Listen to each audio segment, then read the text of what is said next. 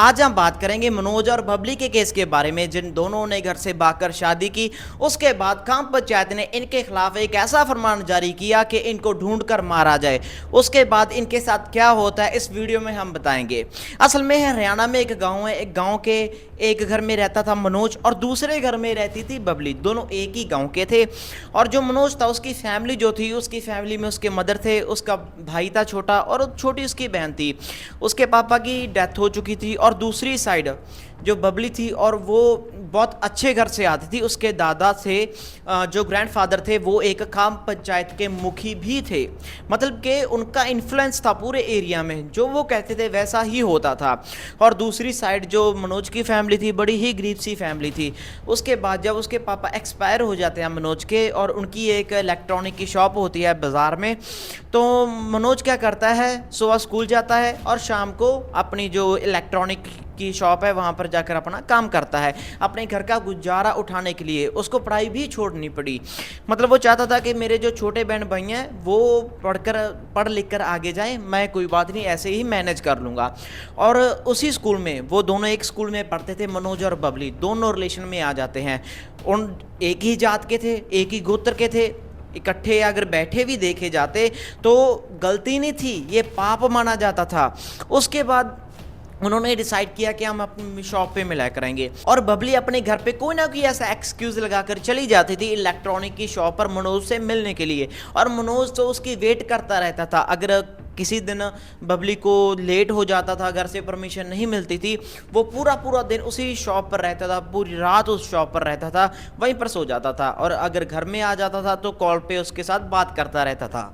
उसके बाद उन दोनों ने एक डिसीज़न लिया। उनको पता था कि जो हमारे पेरेंट्स हैं, वो जो उनका एरिया था ना, अगर किसी को पता भी चल जाता कि ये दोनों रिलेशन में हैं तो वहाँ पर मर्डर होना कंफर्म था। और ये बात इन दोनों को भी पता थी कि अगर हमने शादी करने की कोशिश की तो हमारे साथ क्या हुआ।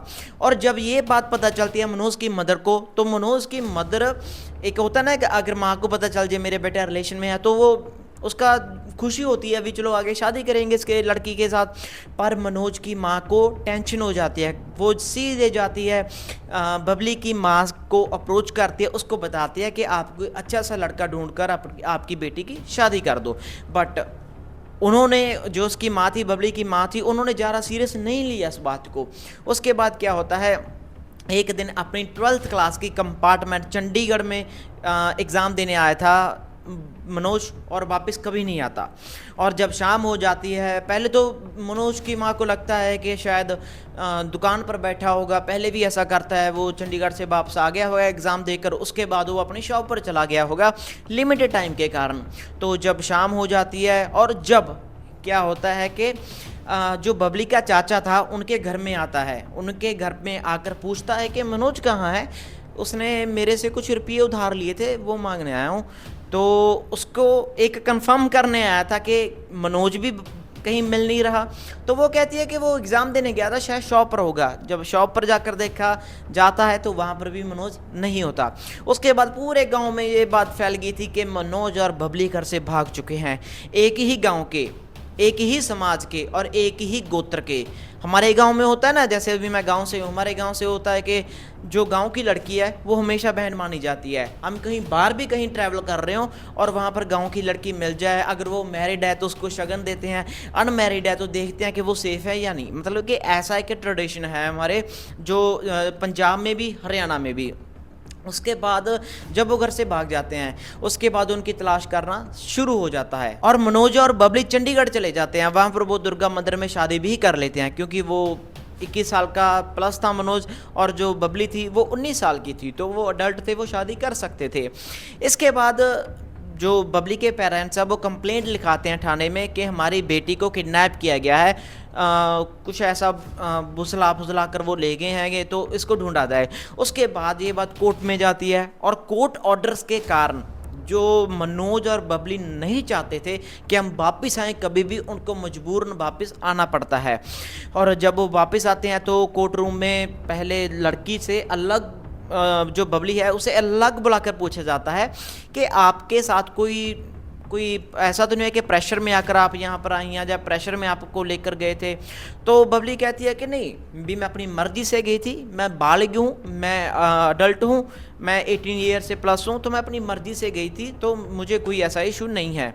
उसके बाद जब वो बाहर निकलते हैं तो सबसे पहले जो मनोज है वो कोर्ट से दरख्वास्त करता है कि हमारी सिक्योरिटी का इंतजाम किया जाए, क्योंकि जो बबली के पेरेंट्स हैं वो उन्हें मारने का फरमान सुना चुके हैं।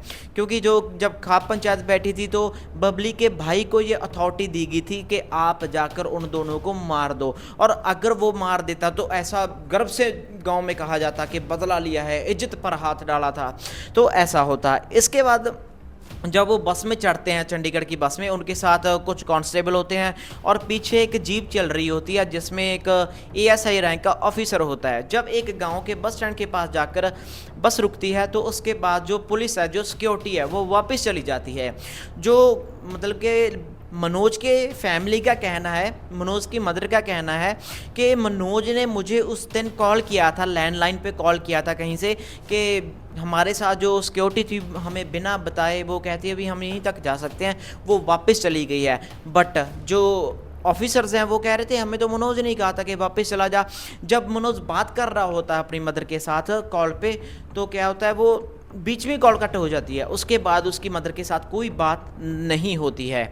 इसके बाद पुलिस एक ना, वहाँ पर एक पुलिस स्टेशन था, वहाँ पर एक कॉन्ट्रैक्टर जो सड़कें बनाते हैं, कुलदीप सिंह, वो कॉल करता है थाने में कि कुछ गुंडे टाइप से लोग हैं, वो एक स्कॉर्पियो में लड़का और लड़की को ज़बरदस्ती किडनैप करके लेकर जा रहे हैं। तो करनाल की तरफ गए हैं, जो पुलिस स्टेशन है वो करनाल की जो उधर की पुलिस है उनको इन्फॉर्म कर देते हैं, पर कोई एक्शन नहीं लेते, खुद नहीं देखने जाते कि हाँ उनका पीछा करें, चलो पकड़ लें। यही उनकी सबसे बड़ी गलती थी। उसके बाद क्या होता है, बहुत देर तक जो मनोज था उसको गाड़ी के पीछे बांधा जाता है और गाड़ी को दौड़ाया जाता है, और वो पीछे में बैठी बबली बहुत चिल्ला रही होती है कि तुम मेरे पति को मार दोगे, तुम मेरे पति को मार दोगे।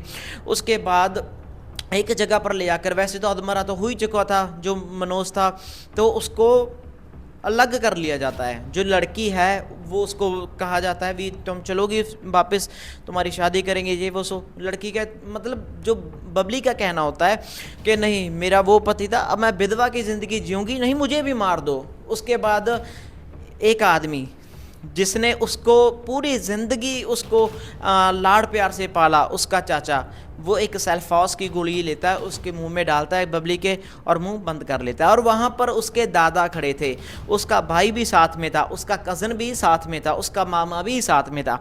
मतलब कि जिन लोगों ने किडनैप किया था वो सारे ही बबली के रिश्तेदार थे, भाई थे, कुछ ऐसे लोग थे। उसके बाद जो मनोज की फैमिली होती है उनको कंसर्न होता है, वो थाने में जाते हैं, रिपोर्ट लिखवाते हैं कि ऐसे ऐसे भी हमारे बच्चे नहीं मिल रहे हैं। वहाँ पर लास्ट टाइम वो कॉल पे बात हुई थी। इसके बाद क्या होता है कि वो एक ना इन द सेंस कि एक जो रास्ते पे चल रहा था आजली टाइप आदमी होता है, वो पुलिस स्टेशन में कॉल करता है कि एक लाश है पानी के ऊपर तैर रही है, भी आप ले जाओ आकर, भी ऐसा कुछ हो रहा है। तो पुलिस वहाँ पर जाती है, उसको लेकर आती है। और एक और कॉल आती है जो वहाँ पर एरिया था जहाँ से उन्हें किडनैप किया था, वहाँ से 20 किलोमीटर दूर एक लड़की की लाश मिलती है। उसके बाद पुलिस को पता नहीं क्या ऐसी जल्दी थी, उन दोनों का अनपिशाती लाशें कहकर उनका अंतिम संस्कार कर देती है। उसके बाद जब ये रिपोर्ट पहुंचती है कि ऐसे ऐसे लाशें मिली थी, उनका अंतिम संस्कार कर दिया, जब फैमिली पहुंचती है मनोज की, तो उनकी पर्सनल बिलोंगिंग्स जो मनोज के पास थी, उसकी शर्ट वगैरह, क्योंकि बॉडी इतनी ज़्यादा डिकम्पोज हो चुकी थी कि उसकी पहचान तो वैसे भी नहीं होनी थी, डीएनए वगैरह से होनी थी। तो उसके बाद वो कंफर्म हो गया था कि दोनों की मौत हो चुकी है। उसके बाद एफआईआर की लिखवाई जाती है कि ऐसे ऐसे कुछ हुआ है, भी उनको किडनैप करके इन्होंने मार दिया। इसके बाद पुलिस अपनी इन्वेस्टिगेशन स्टार्ट कर देती है, पुलिस ढूंढती है कि क्या हुआ था। सबसे पहले तो पुलिस जो उस गाड़ी का नंबर है कुलदीप सिंह है, कुलदीप सिंह ने क्या किया था, जो जिसने कॉल की थी उसने वीडियो बना ली थी उस स्कॉर्पियो की, उस स्कॉर्पियो को ढूंढा जाता है। और वो स्कॉर्पियो एक रेंटल स्कॉर्पियो थी, उसको जिसके नाम पर ली थी उसको उठाया जाता है। वो उसको उठाने के बाद वो तोते की तरह बोलने लग जाता है। एक्चुअली वो एक ड्राइवर ही था कंफर्म था ये कि ड्राइवरी था, वो उन्होंने केवल एक गाड़ी हायर और एक ड्राइवर पहले से ही अपने साथ लेकर गए थे। तो उसके बाद वो सारा कुछ बताता है कि ऐसे ऐसे गाड़ी के पीछे लेकर गए थे, पीछे बांधा हुआ था, उसके बाद ये हुआ, उसके बाद लड़की की लाश एक अलग गाड़ी में रखी गई। और जब उसने बताया कि अलग गाड़ी में रखी गई एक जो मारुति 800 कार थी, तो उसके बाद पुलिस उसको ढूंढना स्टार्ट कर देती है। उसको ढूंढना प्रायोरिटी हो जाती है उनकी।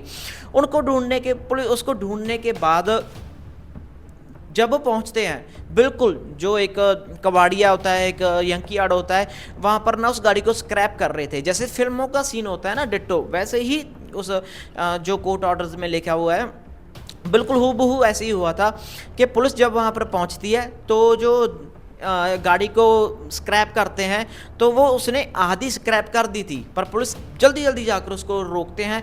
उसके बाद फोरेंसिक टीम वहाँ पर जाती है और उस की गाड़ी में जो मारुति 800 थी उसमें डीएनए मिल जाते हैं। डीएनए मिलता है मनोज का भी, उसकी मदर के साथ चेक किया जाता है, और जो बबली थी उसका भी उसकी मदर के साथ चेक किया जाता है डीएनए।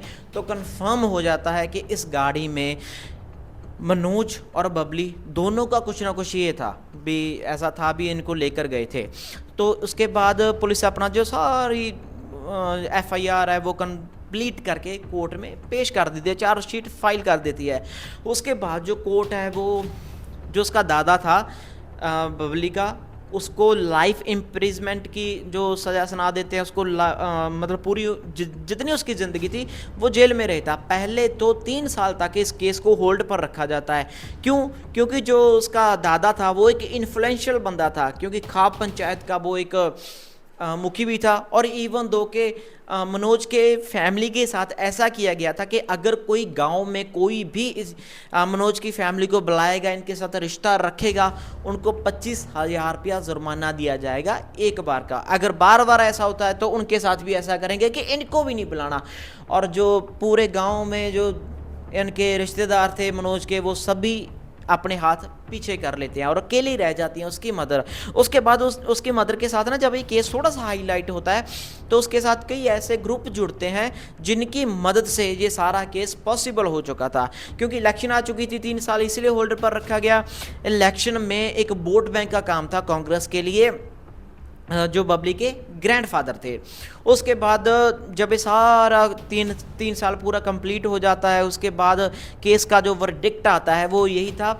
इसके आगे भी चलेंगे। उसका था कि 7 लाइफ इम्प्रिजमेंट दादा को, और बाकी लोग, बबली का भाई, बबली का कज़न, बबली का चाचा, बबली का मामा, इन सभी को फांसी की सज़ा सुनाई जाती है।